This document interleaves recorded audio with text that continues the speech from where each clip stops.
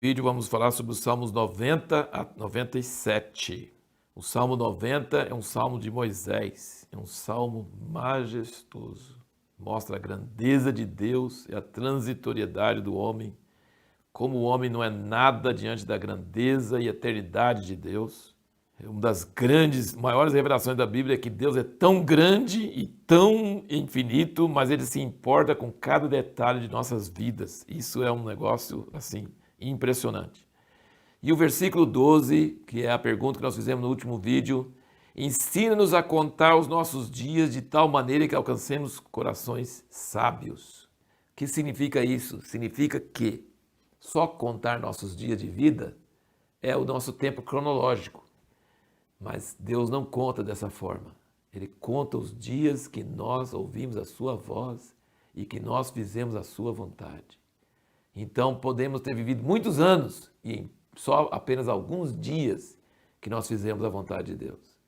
Tem pessoas que a biografia deles fala que eles viveram tipo 50 anos e até os 50 anos eles não fizeram nada de valor para o reino de Deus. E a partir dos 50, aí que eles começaram a fazer. Bom, no exemplo de Moisés é mais ainda, com 80 anos que ele começou a fazer o que Deus tinha preparado ele para fazer. Então ele está falando que nós precisamos pedir a Deus para ensinar-nos a contar nossos dias, ensinar-nos a saber como usar nosso tempo e como Ele vê nossa vida e como Ele vê as coisas que nós fizemos e se as coisas que nós demos tanto valor realmente valem para Ele ou não, e se as coisas que a gente deu pouco valor, mas é aquilo que vale para Ele.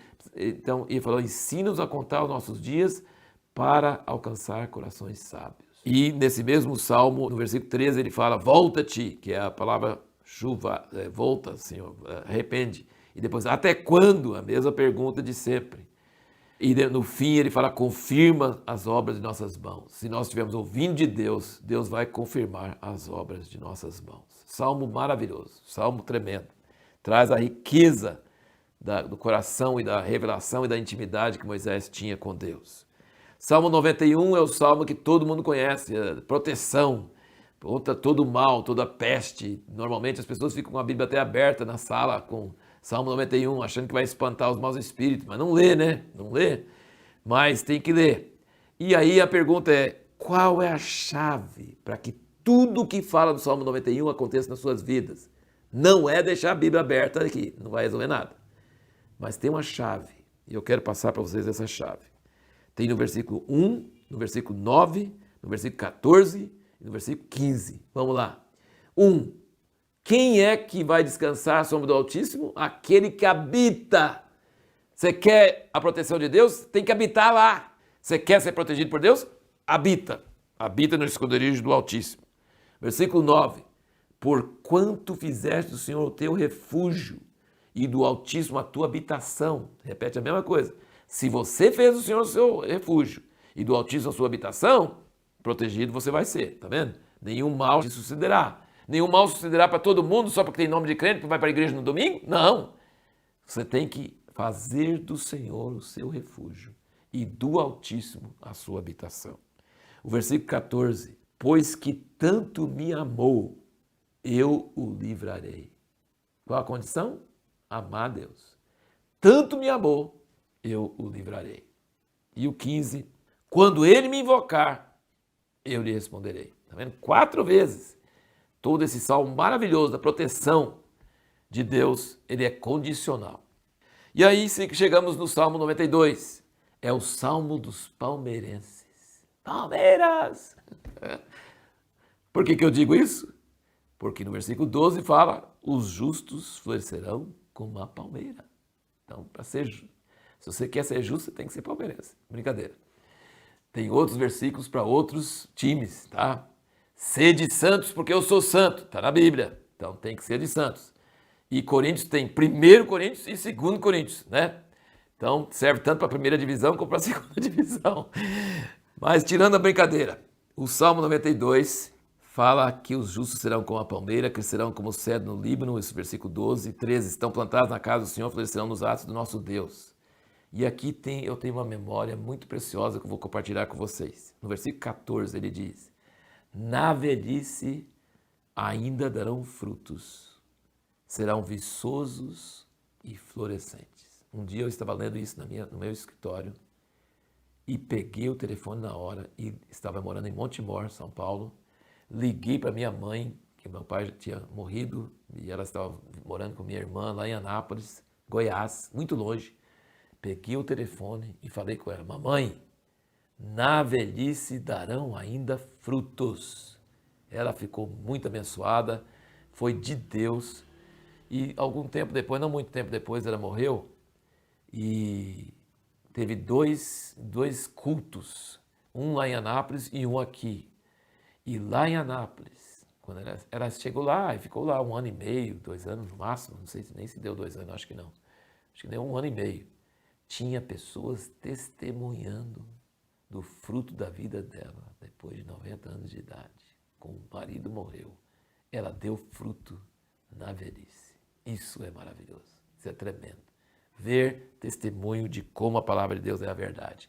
Crente não aposenta, não aposenta, porque na velhice darão ainda frutos. Isso é tremendo.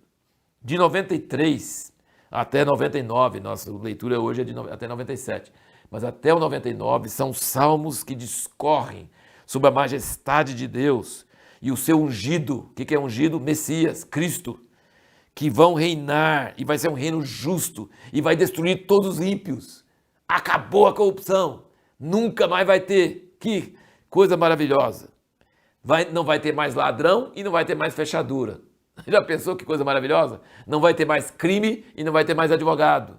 Não vai ter mais poluição. E aí ele fala sobre as árvores, ele fala sobre os montes, ele fala sobre os rios, ele fala que a criação vai estar batendo palmas e alegrando, porque até que enfim saiu do domínio do homem, o homem que arrasa as florestas, que polui o ar, que acaba com todas as coisas. O homem, Deus deu domínio sobre a terra, mas o homem não sabe dominar a terra.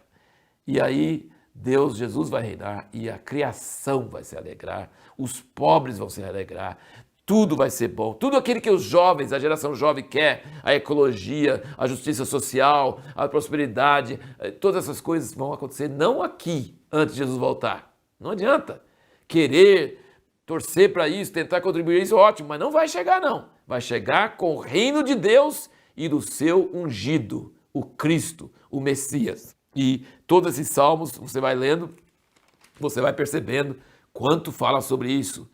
E tem uns versículos assim muito fortes. O 94, o Salmo 94, versículo 20. Pode acaso associar-se contigo o trono de iniquidade que forja o mal tendo a lei por pretexto? Forja o mal tendo a lei por pretexto. E está falando de juízes que usam a lei para forjar o mal. Você já pensou? Depois ele fala no 23. Ele fará recair sobre eles, sobre esses juízes iníquos, a sua própria iniquidade e os destruirá na sua própria malícia. O Senhor nosso Deus os destruirá. Pode demorar, mas Deus vai julgar aqueles que são juízes e usam a lei por pretexto. Isso é o que mais acontece no mundo. O Salmo 95 mostra uma coisa muito preciosa. Ele fala sobre aquela geração que não entrou na terra prometida, que Deus jurou na sua ira que não ia entrar, e aí ele tem exortação. Eu quero deixar essas 3 exortações para você. Muito importante. Nós podemos endurecer o coração ou não, porque ele diz, não endureçais o vosso coração. Você está dando uma ordem que pode ser obedecida. Você pode endurecer o coração, você pode não endurecer o coração.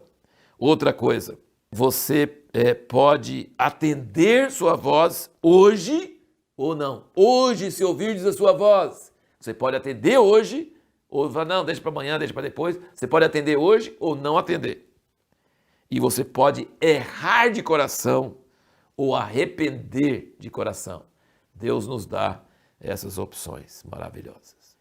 E o que nós vamos responder no próximo vídeo é como a contemplação da natureza pode nos aproximar de Deus?